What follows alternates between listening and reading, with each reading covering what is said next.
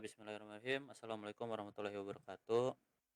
Kami di sini akan menyelesaikan tugas kelompok dari mata kuliah TIK yang baru kita menjelaskan dampak sosial teknologi informasi terhadap ketimpangan ekonomi di era globalisasi. Eh, dari tim kita yaitu ada Darel Savana Darmawan, ada Daren Savana Darmawan juga, dan saya sendiri Muhammad Lutfi Arisa Putra. Lanjut, di sini ada 3 komponen utama dalam pertumbuhan ekonomi, yaitu akumulasi modal, pertumbuhan penduduk, dan kemajuan teknologi. Salah satu bentuk teknologi yang mengalami tingkat perkembangan pesat di tingkat global maupun nasional adalah teknologi informasi dan komunikasi. TIK berperan penting dalam menunjang kegiatan para pelaku dalam meningkatkan output berupa barang dan jasa. Penelitian ini bertujuan untuk menganalisasi dampak TIK terhadap pertumbuhan ekonomi di kawasan Barat Indonesia atau KBI dan kawasan Timur Indonesia KTI dengan menggunakan analisis deskriptif dan model Generalist Method of Moment atau disingkat JMM selama periode 2016 sampai 2020. Hasil penelitian menunjukkan bahwa variabel TIK untuk telepon kabel, telepon seluler, dan belanja TIK pemerintah berpengaruh signifikan dalam mendorong pertumbuhan ekonomi di kawasan timur. Sedangkan untuk kawasan barat, variabel TIK tidak berpengaruh signifikan terhadap pertumbuhan ekonomi. Kawasan barat belum mampu memanfaatkan implementasi teknologi telepon seluler maupun belanja TIK secara maksimal dalam meningkatkan perekonomian. Untuk memperoleh manfaat TIK sebagai penggerak ekonomi di setiap daerah, diperlukan peran mengambil kebijakan dalam mendorong adopsi TIK di sektor produktif dan menyediakan akses serta infrastruktur teknologi yang dapat menjangkau seluruh wilayah dan seluruh lapisan masyarakat. Selanjutnya, pendahuluan. Kemajuan teknologi informasi dan komunikasi TIK mempercepat globalisasi, menciptakan peluang baru dalam pertumbuhan ekonomi dan mobilitas sosial. Namun, ketimpangan akses terhadap teknologi dapat memperdalam jurang kesenjangan sosial dan ekonomi antar negara dan antar wilayah. Maka dari itu, kelompok kami akan menjelaskan kelebihan dan kekurangan dari globalisasi di ekonomi ini dan solusi apa yang akan kita berikan. Baik, selanjutnya akan saya jelaskan yaitu dampak positif TIK terhadap ekonomi. Di bidang ekonomi, globalisasi mempunyai beberapa dampak positif untuk masyarakat. Di antaranya sebagai berikut. Satu, TIK menghilangkan batasan ruang dan waktu, meningkatkan efisiensi produk, dan memperluas akses ke pasar global. Dua, pemanfaatan teknologi dapat meningkatkan akses dan kesempatan kerja bagi masyarakat, membantu mengurangi kesenjangan ekonomi. Lalu ada ketimpangan akses teknologi, di mana peran TIK sangat penting dalam efisiensi produk, daya saing usaha, dan akses informasi masyarakat. Namun pembangunan TIK belum merata antara kawasan Barat Indonesia atau KBI dan kawasan Timur Indonesia atau KTI. KBI memiliki IP TIK lebih tinggi dan alokasi anggaran lebih besar, namun justru mengalami peningkatan kesenjangan ekonomi. KTI meskipun akses TIK lebih rendah, justru menunjukkan penurunan kesenjangan ekonomi. Hal ini menunjukkan bahwa tingginya pembangunan TIK belum tentu langsung menurunkan ketimpangan jika tidak disertai pemerataan akses dan pemanfaatan yang inklusif. Lalu ada ketimpangan sosial atau globalisasi pada sektor pekerjaan, yaitu satu, perubahan struktur pasar kerja, otomatisasi dan hanya pekerjaan rutin, di mana TIK menyebabkan otomatisasi banyak pekerjaan rutin, terutama di sektor manufaktur dan administrasi. Pekerjaan-pekerjaan ini cenderung diisi oleh tenaga kerja dengan keterampilan rendah atau menengah.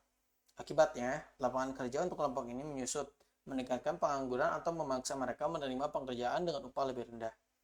Peningkatan permintaan keterampilan yang tinggi. Sebaliknya, TIK menciptakan permintaan yang lebih tinggi untuk pekerjaan yang membutuhkan keterampilan tinggi, seperti analisis data, pengembangan perangkat lunak, dan manajemen sistem informasi. Pekerjaan-pekerjaan ini biasanya menawarkan upah yang lebih baik dan kondisi kerja yang lebih baik, tetapi hanya dapat diakses oleh individu yang pendidikan dan pelatihan yang relevan.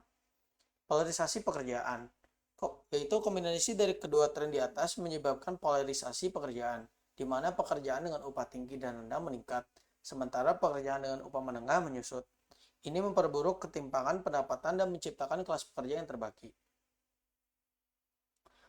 Lalu lanjut, itu nomor 2, di mana kesenjangan keterampilan digital atau digital skill gap, yaitu akses terbatas ke pendidikan dan pelatihan, di mana tidak semua orang memiliki akses yang sama ke pendidikan dan pelatihan yang diperlukan untuk mengembangkan keterampilan digital. Kelompok-kelompok marginal seperti masyarakat berpenghasilan rendah, mana penduduk pedesaan dan perempuan seringkali menghadapi hambatan yang lebih besar dalam mengakses peluang pendidikan dan pelatihan. Keterampilan yang tidak relevan. Bahkan jika seseorang memiliki akses ke pendidikan, kurikulum mungkin tidak relevan dengan kebutuhan pasar kerja yang berubah dengan cepat. Keterampilan yang dipelajari di sekolah atau universitas mungkin menjadi usang sebelum seseorang memasuki dunia kerja. Di sini ada kurangnya kesadaran dan motivasi, di mana beberapa orang mungkin tidak menyadari pentingnya keterampilan digital atau tidak termotivasi untuk mempelajarinya. Ini terutama terjadi pada orang dewasa yang lebih tua, yang mungkin merasa sulit untuk beradaptasi dengan teknologi baru. Selanjutnya yang ketiga, perubahan dalam hubungan kerja. Ekonomi gig ekonomi, TIK telah memfasilitasi pertumbuhan ekonomi gig di mana orang bekerja sebagai pekerja lepas atau kontraktor independen melalui platform online.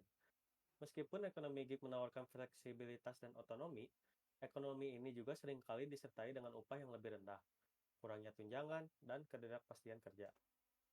Globalisasi pasar kerja.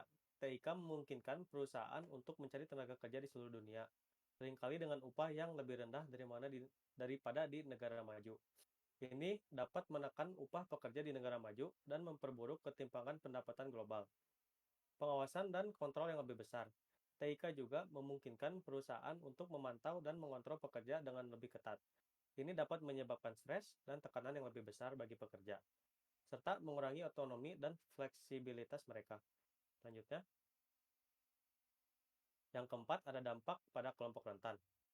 Yang pertama itu perempuan. Perempuan seringkali kurang terwakili dalam pekerjaan-pekerjaan yang terkait dengan TIK dan menghadapi diskriminasi dalam hal upah dan promosi.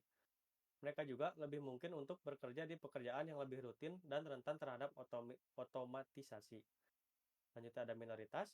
Kelompok minoritas seringkali menghadapi diskriminasi dalam akses ke pendidikan, pelatihan, dan pekerjaan yang terkait dengan TIK.